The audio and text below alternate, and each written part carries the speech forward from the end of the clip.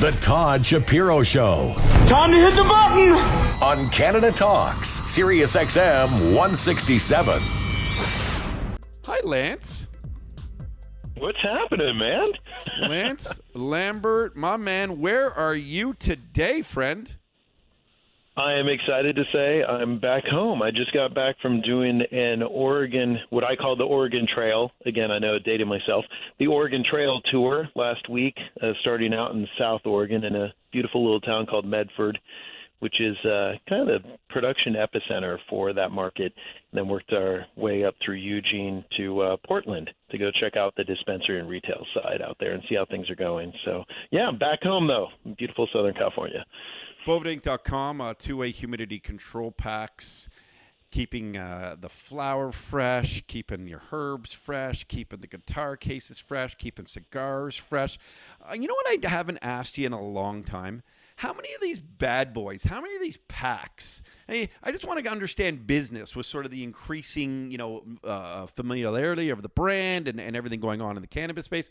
How many of these packs do you guys start selling now a year? Do you have a number? It's in the millions. I can say that. That's awesome. Anything in the millions is usually really good, unless it's people coming at you on Twitter for something. Exactly. Yeah, I try to tell people, we're slowly but surely putting lettuce, orange rinds, and wet paper towels out of business with respect to keeping cannabis fresh. So definitely. And you alluded to it, Todd, but it is very much an international market. And while the prices are all over the place, matter of fact, I was just looking at a report at the top most and least expensive cities for cannabis in the world. And this is obviously this report's sharing both illegal, partial, and fully legal markets. But yeah, we're everywhere, so it's interesting. I'm looking at the top of the list for one of the most expensive places for a gram is in Tokyo, Japan at $32.66. $32, over $32 for a gram of the Mary Jane over there in Tokyo, eh?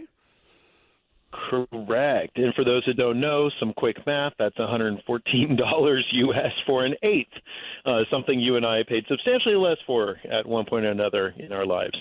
So, that's the fact that, just like Ziploc and many other companies, we're everywhere. And we're helping out because you look at something like that where you're talking about a price point versus, and I'm not making this up, Todd, I've got a picture on my phone to share with you, a $20 ounce. I found a $20 ounce in Eugene last week, and that was not ditchweed or whatever you guys call it, swag in a bag. I know there's different terms for mediocre weed. This was mid-shelf Maui Wowie, and they're asking 20. So just to work that out for you, that's 70 cents a gram for that flower versus 32, almost 33 US in Tokyo. So I know in basic business, Lance, the basic business 101 will always tell you sort of supply and demand will dictate price. Correct. Is that what's sort of happening? And I mean, there is really such fluctuations when it comes to the price of cannabis. Again, I'm not really a big consumer. This isn't about promoting it. This is about educating you.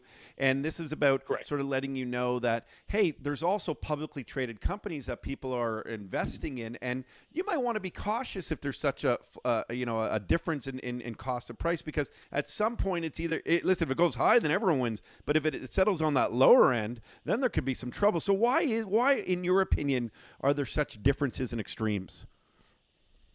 Yeah, it really is. You nailed it. I mean, it's a business 101, even if you only took econ and weren't a business major in your collegiate or even your high school career, that's exactly it. It comes back to it. So when you go to Asia, where in many countries in the Pan-Pacific, it's not only illegal, it's potential for capital punishment like no other, that's definitely a huge factor.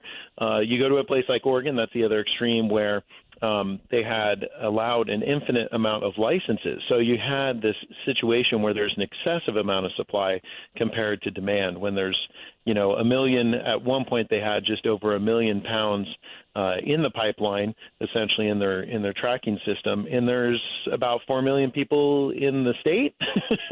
And obviously not everyone consumes.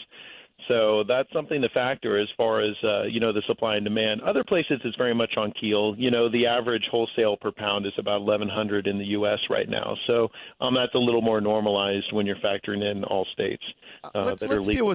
Let's deal with Canada for a little bit here. And I'm not sure what statistics you have in front of you, but one of the things that I've seen in the newspapers is sort of compare what's going on with the legalization and it being available, obviously through those channels now, but also still the black market heavily existing. Also, again, because there's not enough supply, but also there's still big price differences. Are we seeing big price differences between the actual legal grow ops versus still the old black market, or are they comparable? Yeah. No, you're spot on with that. That's something that it was a little bit of a buzz, pardon the pun, when you guys first legalized, when Canada first came on board. Went online October 17th of last year. But now it's come back around because, people are starting to look at the coffers and the taxes, and it's places like specifically in your backyard, Toronto and Ontario, gets dispensaries on board come April.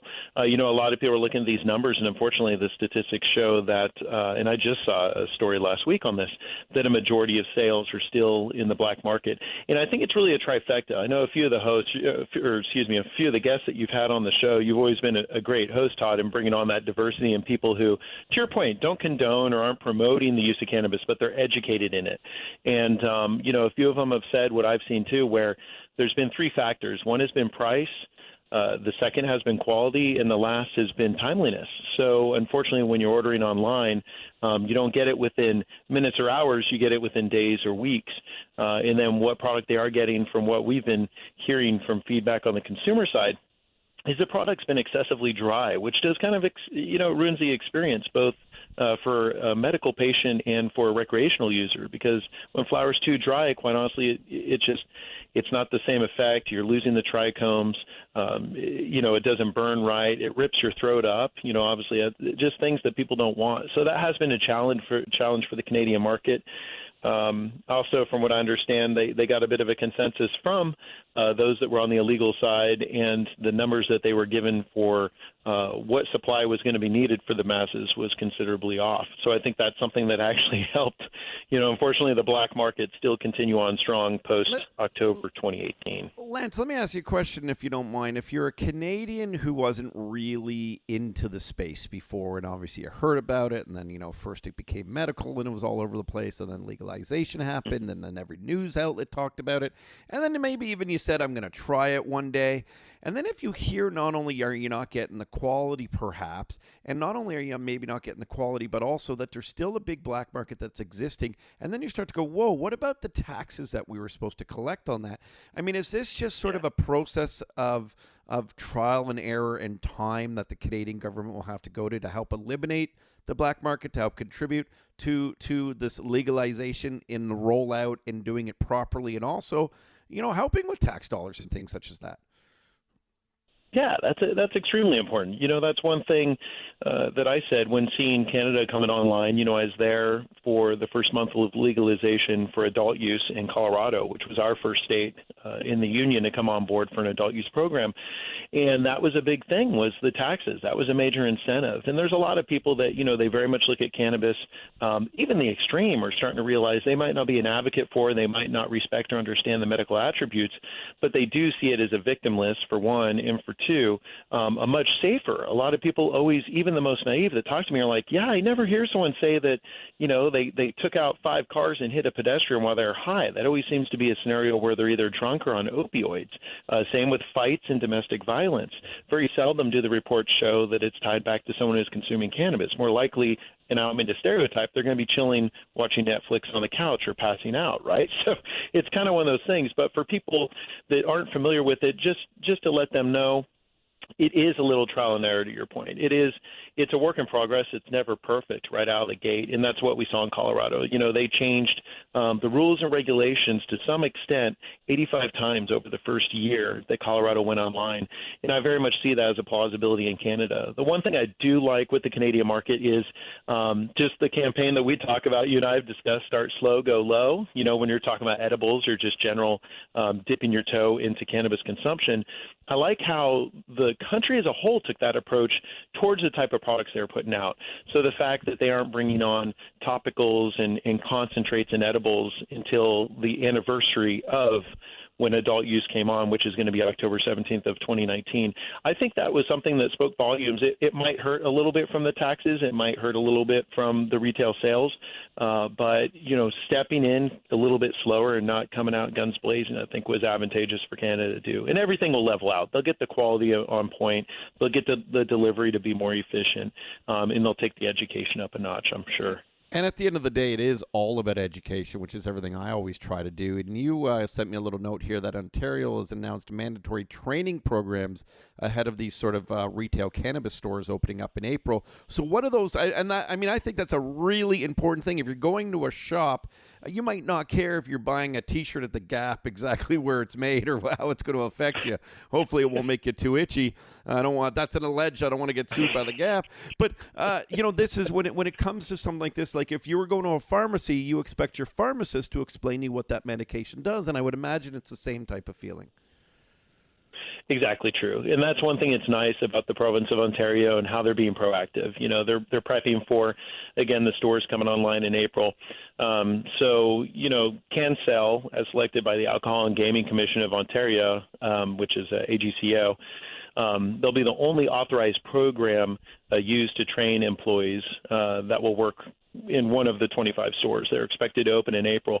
So CanCell is actually a product of Lift & Company, our friends that I'd say they put on the largest convention and educational program in the Canadian market. And some of it's interesting as far as the curriculum. I did hear one of them was going to be a review on how to recognize when a customer is under the influence of cannabis.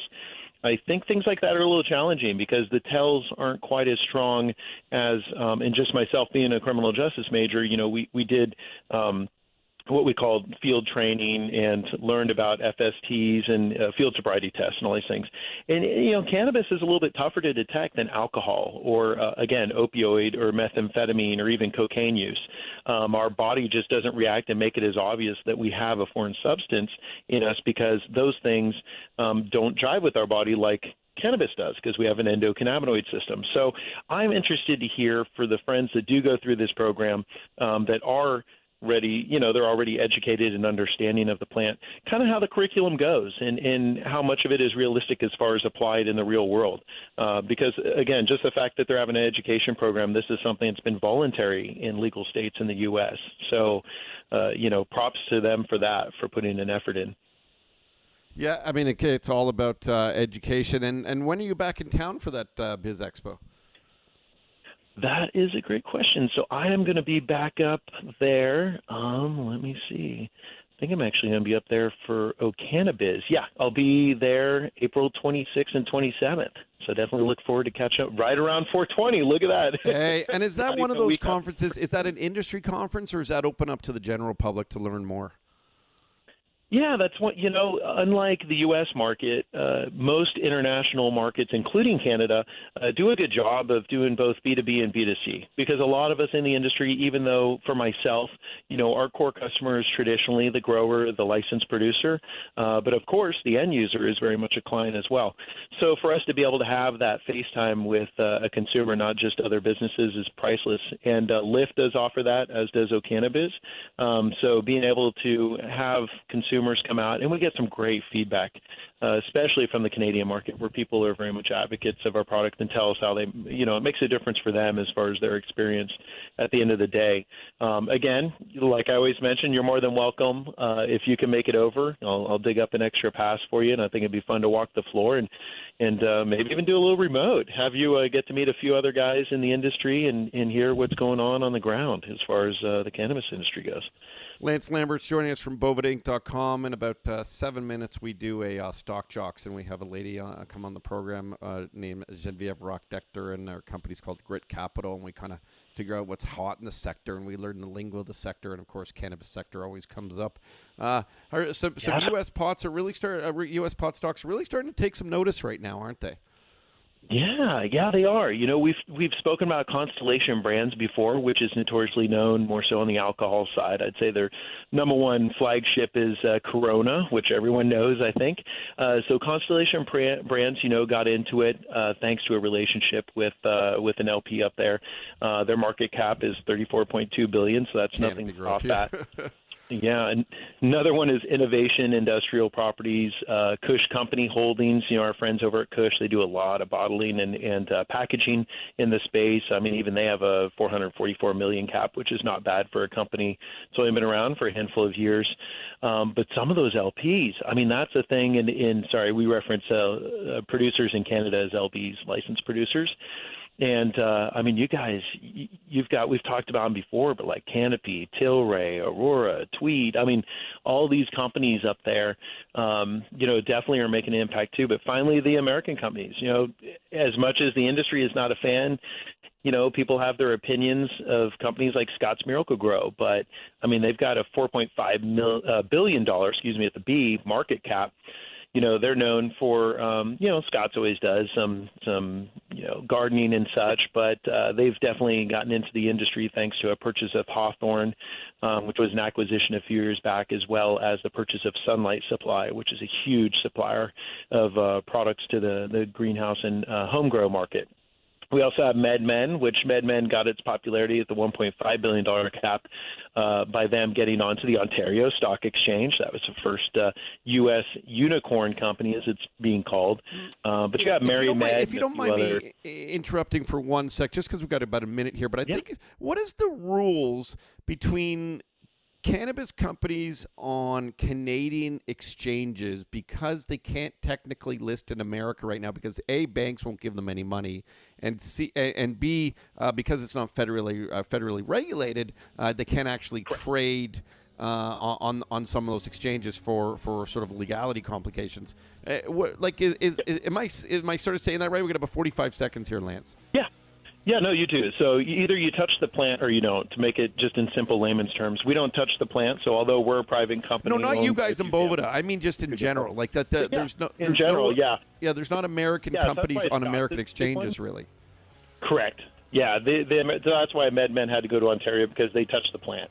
So, but Scotts or some of these other companies, Kush Holdings, they can be on the U.S. Stock Exchange because they only deal on the ancillary side of the industry. Oh, interesting. No, so whether you touch the plant or not, that sort of makes the most sense. That's a delineation. Yeah, it's crazy, but to your point, as long as if you touch the plant and it's not federally legal, that's where you get in a little bit of trouble. So. Well, I just want to touch you, Lance. Get down to Toronto soon. I know, I missed you, man. It's been a minute. I feel so bad I missed you in L.A., but I will be up in your neck of the woods here in soon enough, in a few months. So looking forward to it. Wait those few months. It's friggin' cold, dude. You don't want anything to do with it right now. Lance Lambert, BovedaInc.com, one of our most informative segments week after week after week. We always appreciate your support and you just coming guns a-blazing with your knowledge. Thank you, my friend. Thanks. I'll talk to you next week. That wasn't like an American thing there, okay? I wasn't insinuating. 30 seconds. No crazy analogy there, brother. Okay. Cheers. Thank you so much. Really appreciate. By the way, the Green Book one, a lot of people thought that had to do with marijuana, but I'm like, no, different movie. Thanks to Lance. This is the Todd Shapiro Show on Canada Talks, SiriusXM 167.